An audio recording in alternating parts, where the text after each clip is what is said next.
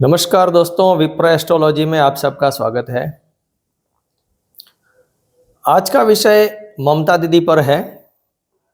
हम इस वीडियो में बहुत लंबी चर्चा नहीं करेंगे, लेकिन मुख्य मुद्दा हम ये देखेंगे कि क्या ममता दीदी को हराना आसान है, क्या ममता दीदी से पंगा लेना सही है,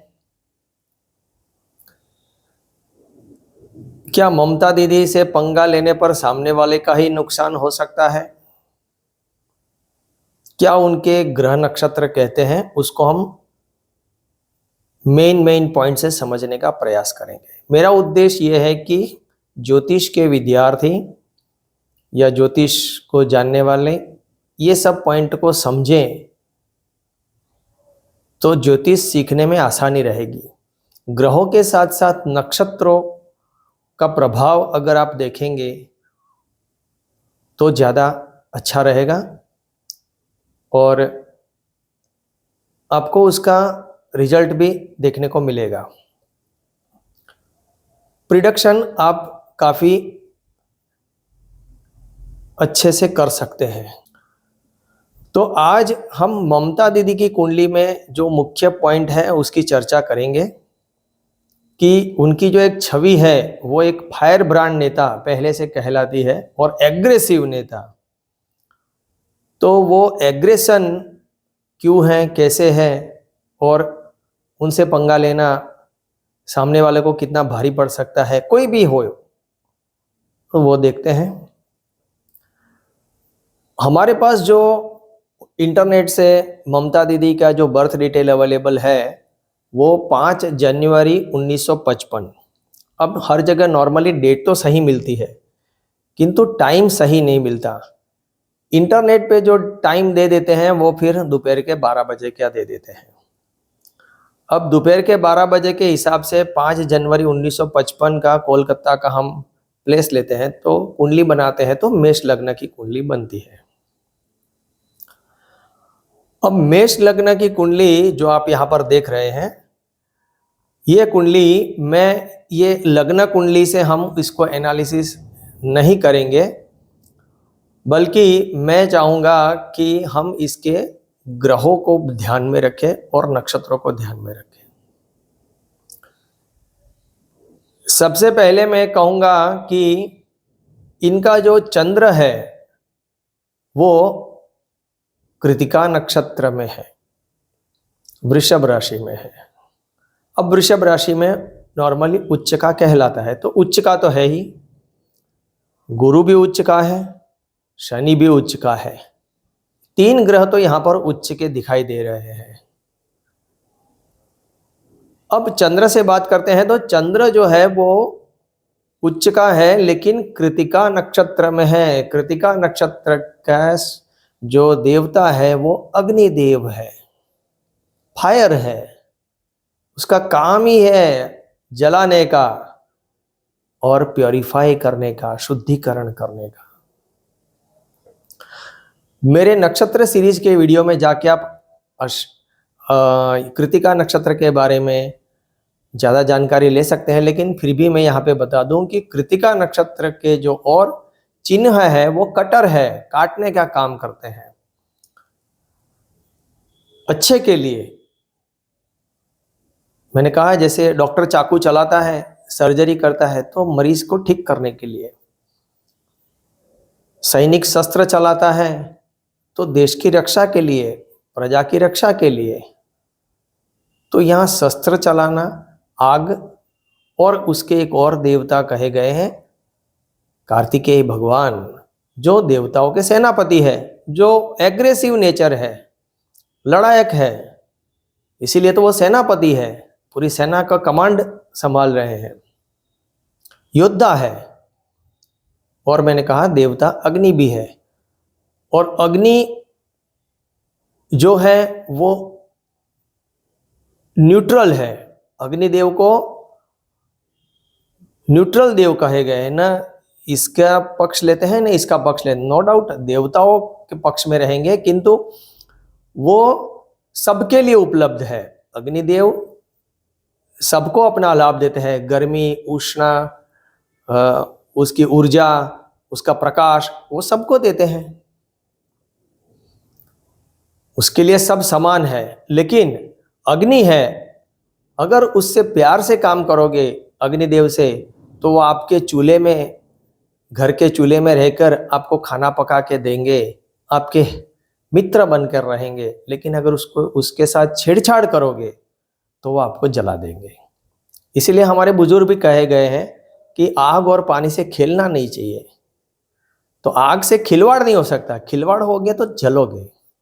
तो ये एक तो कृतिका नक्षत्र का सबसे पहला प्रभाव आपको देखने को मिलेगा कि ये फायर ब्रांड है, उसको छेड़ा तो सामने वाले को जलाने की ही बात, सीधे लड़ाई के मूड में आ जाने का।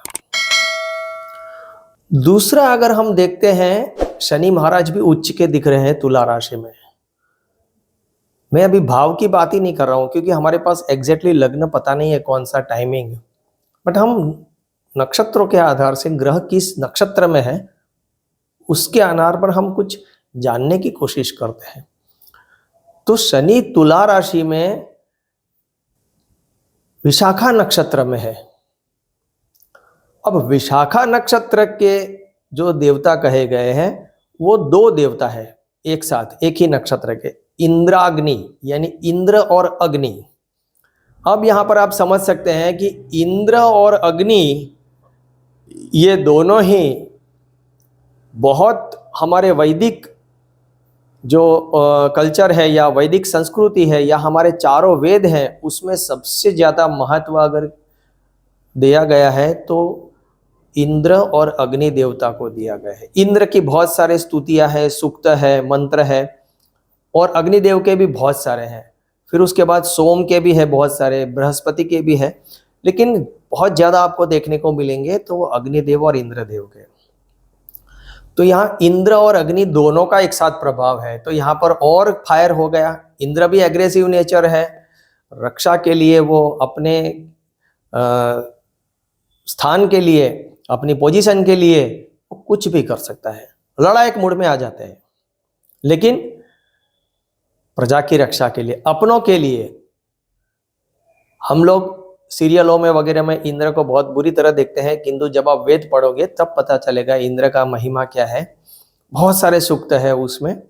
तो इंद्र हर बार प्रजा की रक्षा के लिए, पर्यावरण की रक्षा के लिए, देवताओं की रक्षा के लिए, पृथ्वी की रक्षा के लिए वो कुछ भी करके लड़ाई करते हैं या कुछ भी सामदाम दंड भेद का उपयोग करते हैं, क्योंकि वो राजा है। तो यहाँ इंद्र और अग्नि दोनों का प्रभाव से भी उनके अंदर के एग्रेशन है, प्रजा के लिए लड़ने का मूड है, सच के लिए लड़ने का भी मूड है, और वो एक मेंटालिटी है। अब उनकी जो छवि बनी हुई है बहुत जबरदस्त लोगों में, लोक चाहना, वो कि भाई हमारी सर्वे सर्वा, हमारी दीदी, वो एक दीदी के नाम से ही जाने जाए। दीदी, एक हम बड़ी बहन को दीदी कहते हैं, वो हमारी माँ के बराबर होती है।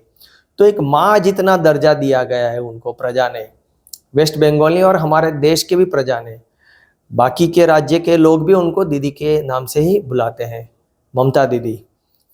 तो ये जो दीदी हो गया है, वो उनको जो गुरु महाराज जो बृहस्पति है वो भी उच्च के हैं कर्क राशि में, लेकिन आप देखिए तो कर्क में 3 डिग्री पे है करीब, तो वो पुनर्वसु नक्षत्र में है, और पुनर्वसु नक्षत्र में कर्क राशि में आखिरी चरण में, पुनर्वसु का आखिरी चरण और कर्क राशि की शुरुआत, तो वहां वो वर्गोत्तम हो जाते हैं, यानी नवांश में भी वो कर्क में ही है, यानी गुरु बहुत बहुत बहुत बलवान है। लग्न कुंडली में और नवमांश कुंडली में दोनों में ही वो कर्क में है। और कर्क जब प्लेनेट स्वग्रही होने से, उच्च का होने से बेहतर उच्च का कहा गया है, तो यहाँ उच्च का गुरु, उच्च का शनि, उच्च का चंद्र, और यहाँ पे गुरु बृहस्पति जो है वो उच्च के वर्गोत्तम होके बैठे हैं, और वो एक ही जगह वर्गोत्तम होते हैं। इतना बढ़िया वर्गोत्तम, तो सॉरी, ये कर्क में ही वर्गोत्तम सिर्फ ये पुनर्वसु नक्षत्र में ही होते हैं, क्योंकि ये जो नक्षत्र है वो माता अदिति का है, जो देवताओं की माता है। माता अदिति के भी मंत्र और सूक्त हमारे वेदों में है। उनकी भी महिमा मंडन है। ये जो माता है पुनर्वसु, ये माता क्या करती है? बच्चों का ध्यान रखती है, बच्चों के लिए लड़ती भी है, और बच्चों का लालन पालन, उसका ध्यान रखना और केयरिंग करना, ये माता का है गुण। तो पुनर्वसु के देवता माता अदिति, अदिति के नक्षत्र में गुरु बृहस्पति होने से एक जो उनकी जो एक ऑल ओवर एक पहचान बनी है, वो एक ममता दीदी। तो ये माता अदिति की ब्लेसिंग से गुरु बृहस्पति वहां होने से एक पहचान बनी है। अब और एक प्लेनेट पे आते हैं जो भी बहुत ही बलवान है कुंडली में, वो है बुध। बुध इनका 27 डिग्री का करीब है और वो उत्तराषाढ़ा नक्षत्र में है, फर्स्ट चरण में। अब उत्तराषाढ़ा नक्षत्र भी एग्रेसिव नक्षत्र है क्योंकि उसके देवता तो विश्वदेव है।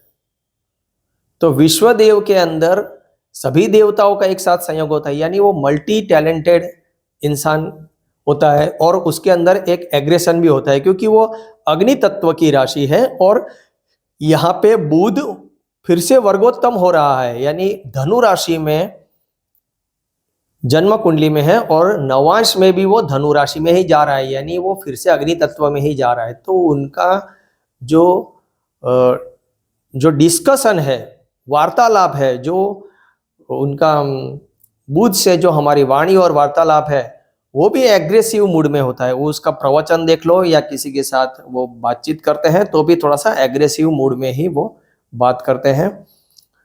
तो ये जो नक्षत्रों का जो प्रभाव हम देखते हैं, जो मेन प्लेनेट की मैंने बात की जिसका सबसे ज्यादा प्रभाव होते हैं, इनकी कुंडली में मैंने जो 4 प्लेनेट मुख्य मुझे स्ट्रॉन्ग दिखे जिसका प्रभाव उन पर सबसे ज्यादा दिख रहा है, चंद्र कृतिका नक्षत्र में, अग्निदेव में।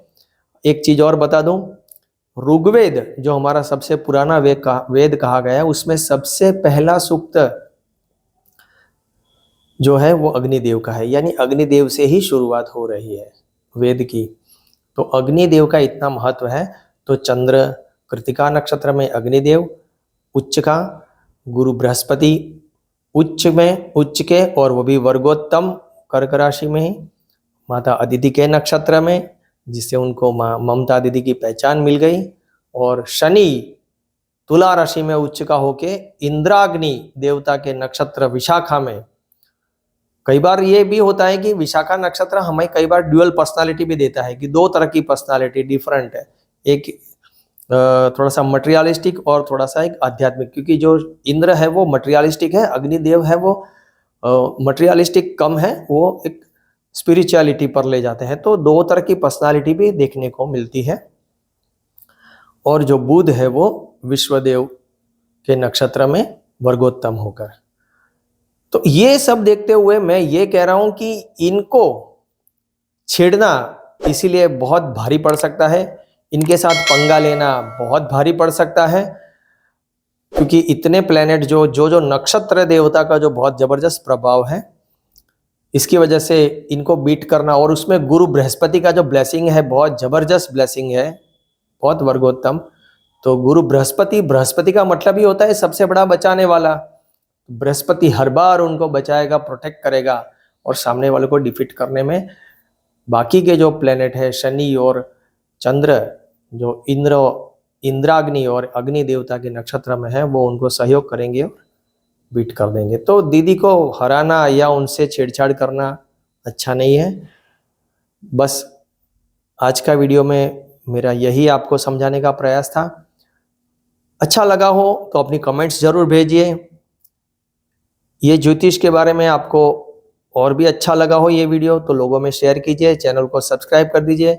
और भी बहुत सारी जानकारी लेके मैं ग्रेजुअली आऊँगा, क्योंकि मैं कुछ कंस्टेंट की वजह से फ्रीक्वेंटली वीडियो नहीं बना पाता।